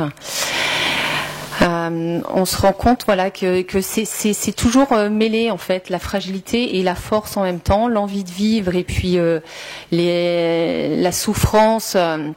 Et le ras-le-bol de cette vie difficile et nous on est là pour essayer d'atténuer la douleur l'angoisse et d'accompagner les personnes. Mais voilà, en fait, on parle beaucoup de fragilité, mais voilà, c'est toujours, il y a les deux en fait qui sont mêlés et voilà, c'est indissociable.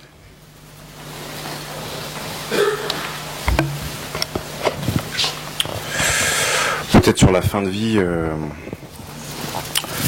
vous partagez de fait aussi une expérience personnelle, c'est que il y a 2 ans, mon père, lors d'une soirée d'anniversaire des 80 ans de ma grand-mère, a fait une embolie pulmonaire le soir même, de façon complètement imprévisible, et il est parti avec le SAMU, et puis il a été branché, intubé, et 3 jours après il est mort. Donc sans prévenir. Voilà. Et ce que je pouvais juste vous partager sur ces moments-là, c'est qu'on n'a échangé aucun mot, parce que pendant 3 jours, mon père était intubé et le cerveau était déjà parti a priori. On n'a pas dit un mot. Du coup, on s'est pas mal touché, enfin moi en tout cas, ce que je faisais jamais avec mon père, de toucher son corps. On s'est beaucoup touché, il y a eu beaucoup de tendresse à ce moment-là de fin de vie, sans mots, juste enfin moi je parlais, en tout cas on se touchait, j'embrassais mon père, ce que je faisais quand même peu, et ce moment-là était un moment d'une vie incroyable, et d'une rencontre, j'allais dire, avec mon père incroyable. Et pourtant on s'est rien dit. Juste pour dire que dans ces moments de fin de vie là, que j'ai découvert, voilà, il y a quelque chose, voilà, d'une force de vie, d'une force de tendresse, d'une force d'amour, peut-être en tout cas qui peut se jouer, en tout cas qui s'est joué moi quand je l'ai vécu, avec mon père, avec ma mère, avec mes frères qui étaient là. Un moment, voilà, un peu hors du temps, mais d'une profonde tendresse, et qui me laisse un goût d'espérance. Voilà, je pars avec, sur cette fin de vie en tout cas, une belle note une belle note d'espérance à travers ces gestes de tendresse.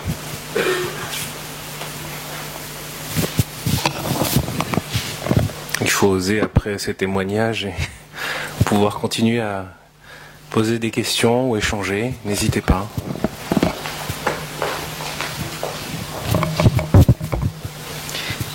Oui, c'est plutôt un témoignage parce que je suis psychologue et je suis frappée parfois par, je me souviens d'une patiente qui est venue et quand elle s'est décrite, elle a dit je suis maniaco-dépressive, enfin bipolaire, pardon, et c'est quelqu'un qui a été longtemps suivi par des psychiatres. Et en fait, ma proposition, ça a été de dire qu'est-ce que vous êtes d'autre. Et ce que je trouve terrible, là, parce qu'il y a le handicap peut-être plus visible, le handicap physique, mais comment aussi des gens peuvent être réduits par un terme psychiatrique aujourd'hui, et il y en a plus que ce qu'on croit, et comment à un moment ça enferme, quoi. Et voilà, je voulais témoigner de quelque chose, moi, que je vis très violemment dans le rapport à l'autre et qui en effet enferme la personne dans un titre, enfin, une dénomination psychiatrique. C'est un peu comme quand on parle d'Anne-Soline et qu'on me dit qu'elle est trisomique. Non, elle n'est pas que ça. C'est pour ça que je préfère dire qu'elle est porteuse ou atteinte de trisomie 21, parce que ça la réduit, ce terme-là, ou comme en médecine quand on parle des patients des Alzheimer. Voilà, quand en fait la personne est réduite à son handicap ou à sa maladie, c'est terrible. Oui. Exactement, on ne voit plus. Oui. Il faut se battre contre ça.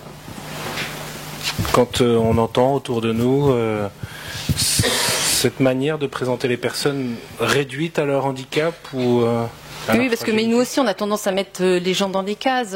C'est plus rapide, plus facile, et puis on est un système qui est comme ça. Voilà, donc oui, il faut se battre. Chacun, faut faire un travail sur soi-même tout le temps, quoi.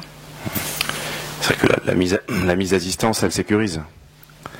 voilà, la mise à distance avec une catégorie, comme la catégorie de l'INSEE, elle sécurise, elle met à distance. Moi, je pense que tout le travail, c'est de se dire, personnellement, comment moi, là où je suis, j'arrive à réduire cette distance, quoi, avec cette personne, avec ces personnes. Voilà, mais c'est vrai que on se protège, hein, voilà, en mettant des gens. Mais la médecine y participe. Oui, c'est aussi bien de faire des diagnostics et puis de poser attention. Voilà, et c'est important. Mais après, en fait, ce qui est important, c'est peut-être de voir la personne. Voilà, derrière le terme qu'on peut mettre, voilà, de se dire, voilà, ça ne réduit pas la personne à son diagnostic ou à son handicap, mais elle est plus que ça, quoi.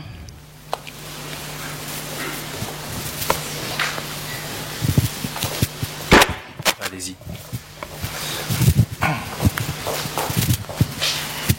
Merci. Oui, j'avais juste une question à vous poser. Comment témoignez-vous ou comment parlez-vous à des non-chrétiens de la beauté de la vie? Nous, en tant que chrétiens, nous avons des réponses, mais à des non-chrétiens qui peuvent entendre la même chose, que dites-vous sur ces moments tous ces combats dont on entend parler, sur l'euthanasie, sur à quoi sert une personne handicapée, pourquoi maintenir en vie, une personne âgée?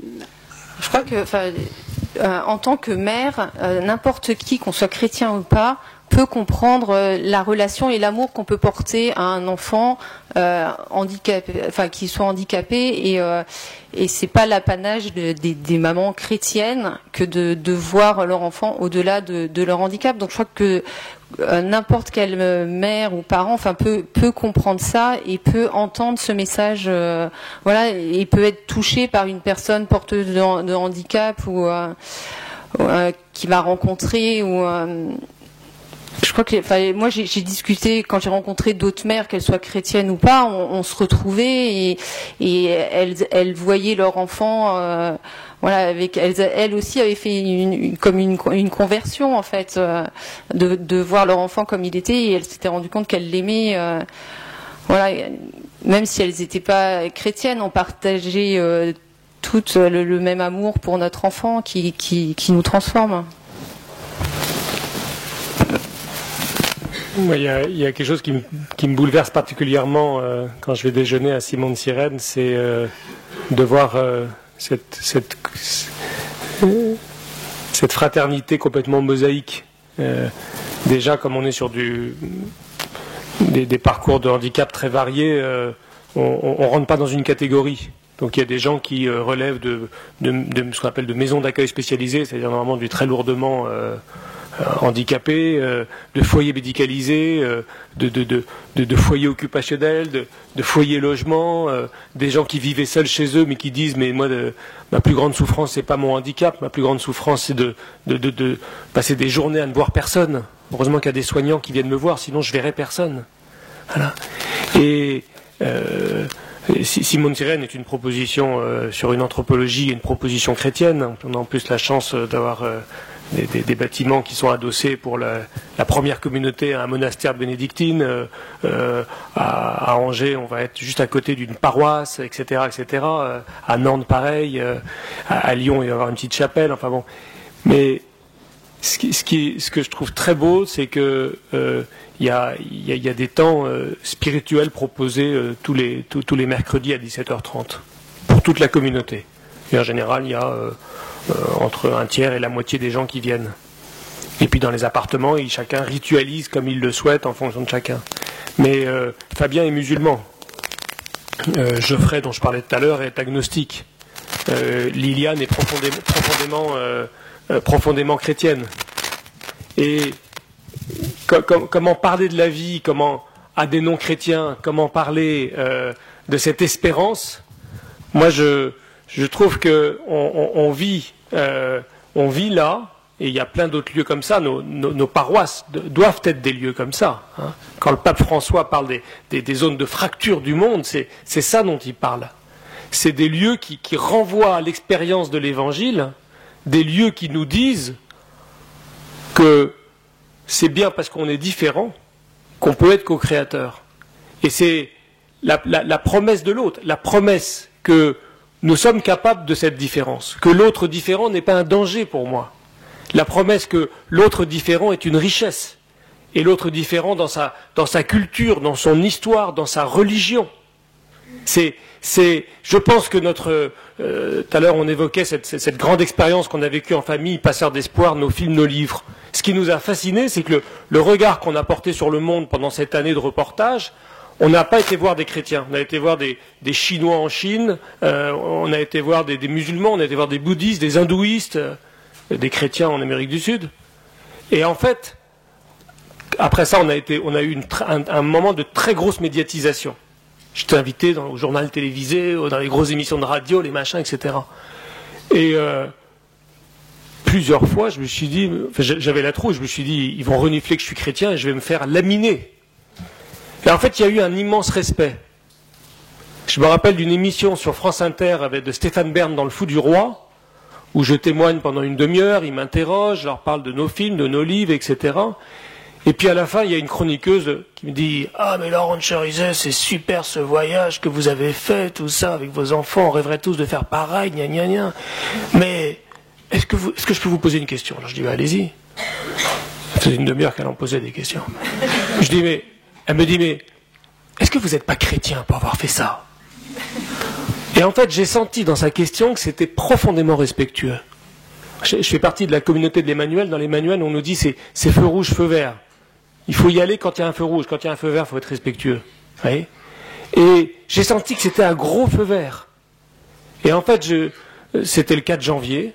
J'ai dit, vous savez, moi, après ce voyage, je me suis rendu compte, et on a partagé ça en famille, que l'autre différent n'est pas un danger.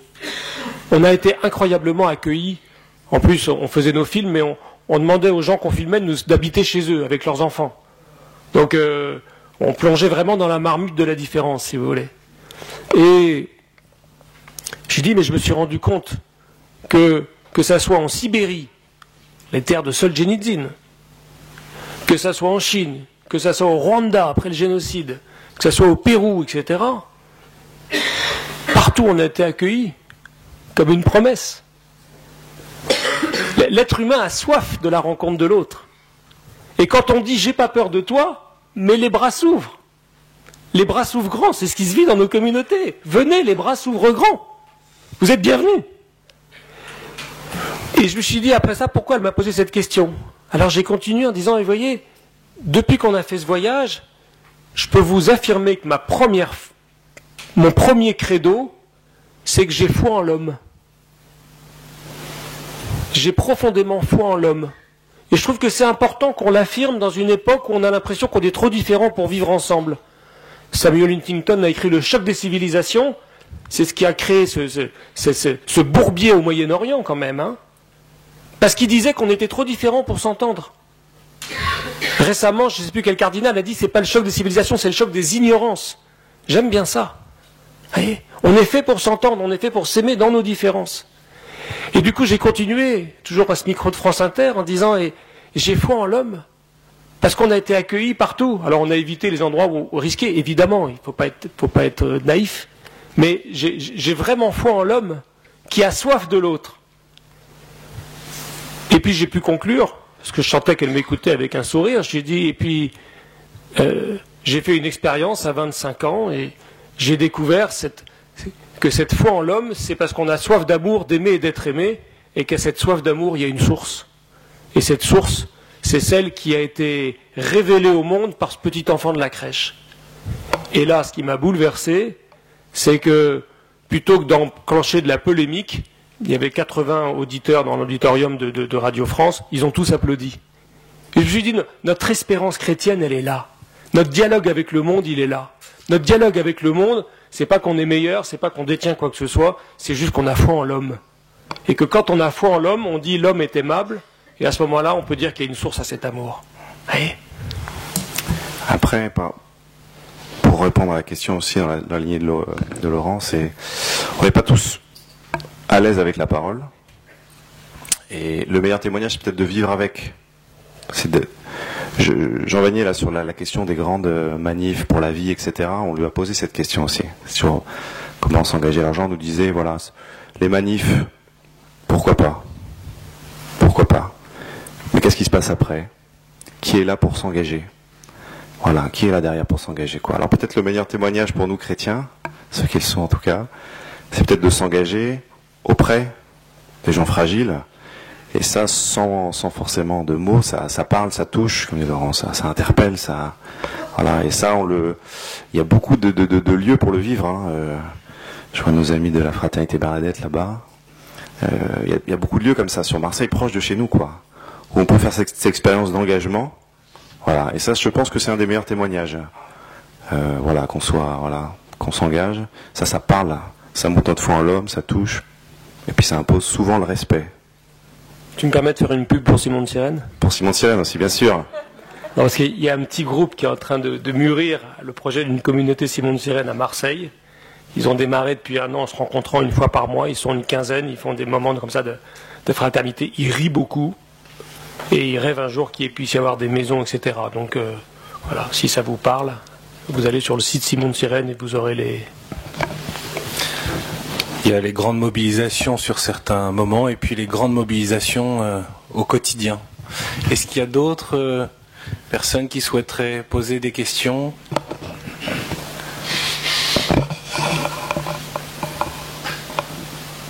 En même temps, c'est vrai qu'on vous écoute avec beaucoup de plaisir, hein, c'est nourrissant.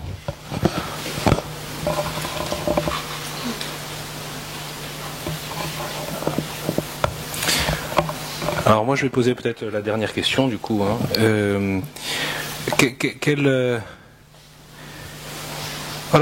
conseil vous souhaiteriez nous donner pour pouvoir faire peut-être à votre suite ou un peu à votre manière l'expérience de cette fragilité dont on comprend aussi qu'elle est liée à une épreuve, à une souffrance, elle est inattendue, pour reprendre le titre de l'ouvrage de Marie-Noël Levaux, du témoignage. Quel conseil vous donnez? Et on comprend aussi que vous n'êtes pas resté tout seul dans votre coin pour vivre, pour traverser, pour ouvrir ce chemin. Alors moi, j'aime pas trop donner des conseils. Parce que après à chacun de faire son expérience, mais peut-être d'accueillir dans la vie ce qui se présente, parce qu'il y a toujours beaucoup d'inattendus dans nos vies et c'est difficile, souvent difficile, et souvent on le refuse. Donc peut-être l'accueil et puis le regard. Voilà. Savoir poser, changer de regard, et voilà, c'est ce qui change.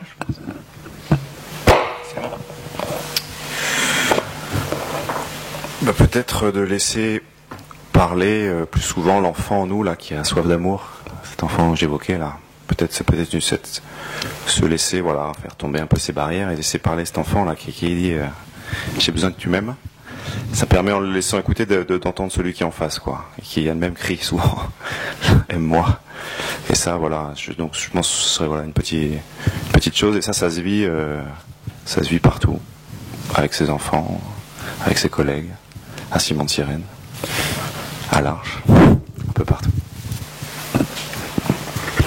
On a fait une première rencontre nationale au mois de novembre des groupes Simon de Sirène, et on a un ami qui est venu de Montréal au Canada, parce qu'il veut monter un Simon de Sirène au Canada, alors on va voir. Puis alors, vous savez, les Canadiens, ils sont super parce qu'ils ont nous on trouve qu'ils ont un accent, et eux ils disent qu'ils ont en fait l'accent qu'on avait en France au XVIIe siècle, vous savez. On les appelle les cousins. Et alors ils ont des expressions qui sont extraordinaires.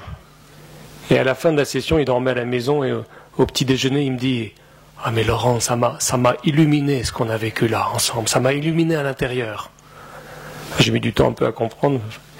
Et puis après ça, il me dit: dans le fond, ce qu'il y a de super à Simon de Sirène, c'est que vous apprenez à frérer. Et je me dis, dans le fond, moi, c'est pas un conseil, c'est un désir qui rencontre nos incapacités, mais je crois qu'on est appelé à frérer. Et chacun, on est appelé à frérer sur notre route et dans les moments de notre vie. dans notre maison, parce que c'est souvent plus facile de frérer à l'extérieur que dans son foyer. Dans notre paroisse, c'est pas toujours facile de frérer. Et puis dans frérer, j'entendais que faut pas frérer qu'avec ceux qu'on choisit, évidemment. Hein. C'est frérer avec celui qui est là, quoi. Et je crois effectivement que cet appel à frérer, c'est vraiment le chemin de cette conversion. Je ne suis pas capable d'aimer, mais c'est un peu comme au ski, je me ressens sur moi-même. Je me laisse aimer par d'autres et j'ai pas peur de ma fragilité. Je fais un peu cette conversion qui fait que je m'ouvre à l'autre et je rencontre le Christ, quoi. Merci beaucoup à tous les trois, merci à vous tous. Et merci au Centre Cormier pour l'accueil.